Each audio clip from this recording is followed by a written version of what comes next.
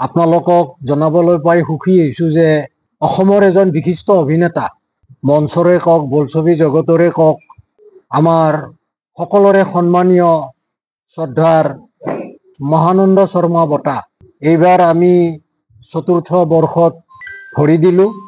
আৰু এই চতুৰ্থ বৰ্ষৰ মহানন্দ শৰ্মা বঁটা এইবাৰ আমি ভ্ৰাম্যমান জগতৰ লগত জড়িত এজন বিশিষ্ট অভিনেতা, নাট্যকাৰ, প্ৰযোজক, বৰদৈচিলাৰ থিয়েটাৰৰ প্ৰযোজক নজৰুল ইছলাম ডাঙৰীয়াক দিবলৈ আমি থিৰাং কৰিছোঁ। আমি প্ৰথম বৰ্ষত আমি দিছিলোঁ লক্ষীধৰ শৰ্মা ডাঙৰীয়াক। তাৰ পিছৰ বছৰ আমি আমাৰ নলবাৰীৰে এজন বিশিষ্ট অভিনেতা জিতেন শৰ্মা ডাঙৰীয়াক আমি দিছোঁ তৃতীয় বছৰত আমি এজন নৃত্যশিল্পী আমাৰ নলবাৰী অঞ্চলৰে প্ৰফুল্ল হালৈ ডাঙৰীয়াক দিছোঁ। আৰু এইবাৰ আমি নজৰুল ইছলাম ডাঙৰীয়াক দিবলৈ আমি থিৰাং কৰিছোঁ। তেখেতে ভ্ৰাম্যমান জগতত প্ৰায় 28 বছৰ ধৰি তেখেতে বৰদৈচিলা থিয়েটাৰক নেতৃত্ব দি আহি আছে।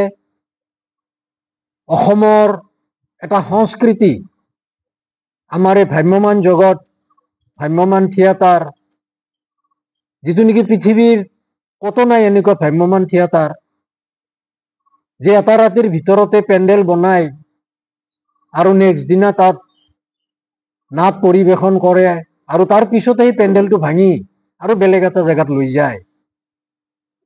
গতিকে অসমৰ এইটো এটা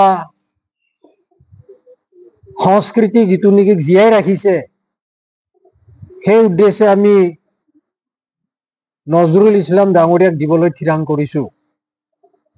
অহা 3 আগষ্ট দেওবাৰে সন্ধিয়া 4 বজাত আমি ডিষ্ট্ৰিক্ট লাইব্ৰেৰীত, জিলা পুথিভঁৰালত এই অনুষ্ঠানটো কৰিবলৈ থিৰাং কৰিছোঁ। এই অনুষ্ঠানটোৰ লগত সংগতি ৰাখি আমি কিছুমান অনুষ্ঠানৰ আয়োজন কৰিছোঁ। সেইটো আমাৰ সাধাৰণ সম্পাদক নৱ শৰ্মা ডাঙৰীয়াই আপোনালোক বিতংকে ক'ব।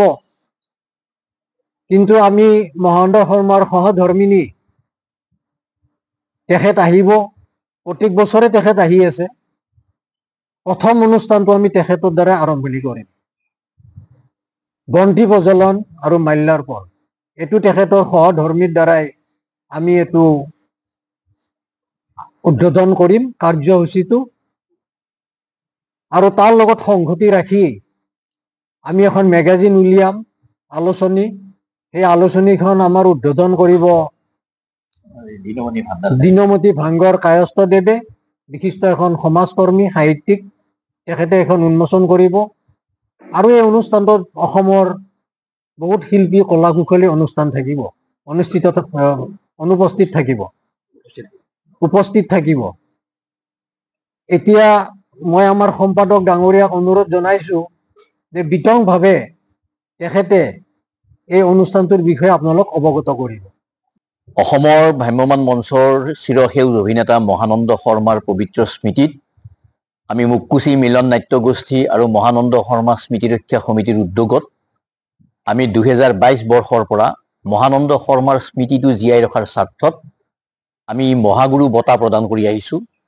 আৰু আমাৰ উদ্দেশ্যটো আছিল যে অসমৰ নাট্য সাহিত্যৰ লগত জড়িত হৈ থকা যিবিলাক পুৰোধা ব্যক্তি, অথচ বিভিন্ন সময়ত তেখেতসকল অনাদৃত হৈ আছে, তেখেতসকলক বুটলি আনি মহানন্দ শৰ্মাৰ স্মৃতিত আমি এটা সন্মান প্ৰদৰ্শন কৰাই আমাৰ মুখ্য উদ্দেশ্য আছিল।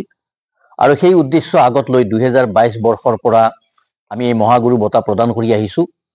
মহাগুৰু বঁটাৰ 2022 বৰ্ষৰ প্ৰথম বৰ্ষটোত আমি প্ৰদান কৰিছিলোঁ অসমৰ যাত্ৰা জগতৰ এগৰাকী প্ৰবীণ শিল্পী লক্ষীধৰ শৰ্মা ডাঙৰীয়াক। 2023 বৰ্ষত আমি মহাগুৰু বঁটা প্ৰদান কৰিছিলোঁ আমাৰ নলবাৰীৰ সুসন্তান, অসমৰ বিশিষ্ট নাট্যকাৰ, পৰিচালক মাননীয় জিতেন শৰ্মা ডাঙৰীয়াক। 2023 বৰ্ষত আমি তৃতীয় বৰ্ষৰ বাবে প্ৰদান কৰিছিলোঁ আমাৰ নলবাৰী সীমামূৰীয়া জিলা বৰপেটাৰ আমৰিখোৱাৰ অসমৰ ভ্ৰাম্যমান মঞ্চৰ এগৰাকী প্ৰতিষ্ঠিত নৃত্যশিল্পী, নৃত্য পৰিচালক প্ৰফুল্ল হালৈ ডাঙৰীয়াক। আৰু এইবেলি চতুৰ্থ বৰ্ষৰ কাৰণে অহা 3 আগষ্ট দেওবাৰে নলবাৰী জিলা পুথিভঁৰালত আমি চতুৰ্থ বৰ্ষৰ এই মহানন্দ শৰ্মাৰ স্মৃতিত মহাগুৰু বঁটা প্ৰদান কৰাৰ সিদ্ধান্ত লৈছোঁ।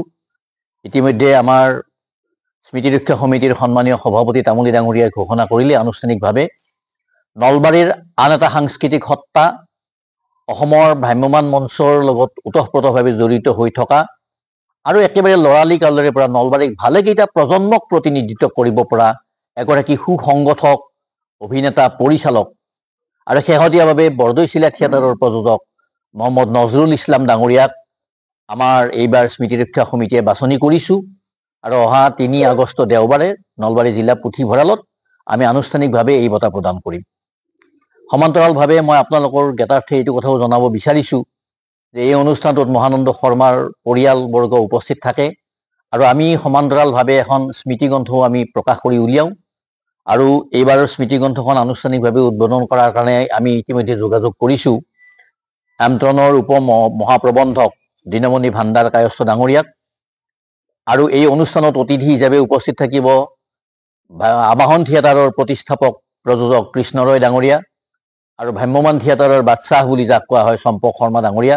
আমি ইতিমধ্যে তেখেতসকলৰ লগত যোগাযোগ কৰিছোঁ আৰু আমি আমাৰ গোটেই সমগ্ৰ কাৰ্যসূচী আমি অচিৰেই প্ৰকাশ কৰি উলিয়াম আৰু আপোনালোকৰ জ্ঞাতাৰ্থে আমি প্ৰকাশ কৰিম।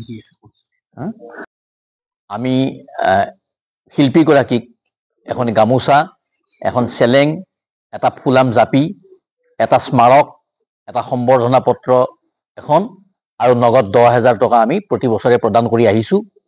এই বুলিও তাৰ ব্যতিক্ৰম নহয় আৰু অদূৰ ভৱিষ্যতে আমি এই নগদ ধনৰ পৰিমাণটো আমি অলপ বঢ়াব যদি পাৰি আমি তাৰ চিন্তা চৰ্চা আগত ৰাখিছোঁ আৰু আমি আপোনালোক আটাইৰে সহযোগিতা কামনা কৰিছোঁ। ঘৰত আনন্দ আৰু সম্পৰ্কৰ চমক বজাই ৰাখিবলৈ জৰুৰী হৈছে সকলো আনন্দময় মুহূৰ্তত মৰমৰ উপহাৰ দিয়াটো। সেইবাবে মধুশ্ৰী জুৱেলাৰ্ছে আনিছে সকলো ৰঙীন ক্ষণৰ বাবে বিশেষ গহনা। হীৰাৰে হওক, সোণৰে হওক বা ৰূপৰে হওক, শ্ৰেষ্ঠ ডিজাইনছ আৰু হলমাৰ্কযুক্ত গহনাই ৰাখে সম্পৰ্কক নিখুঁত। তেনেহ'লে আজিয়ে আনক আনন্দ মধুশ্ৰী জুৱেলাৰ্ছৰ সৈতে। যোগাযোগ কৰক 7028000341 নাইবা ভিজিট কৰক LNB ৰোড, নলবাৰী, অসম।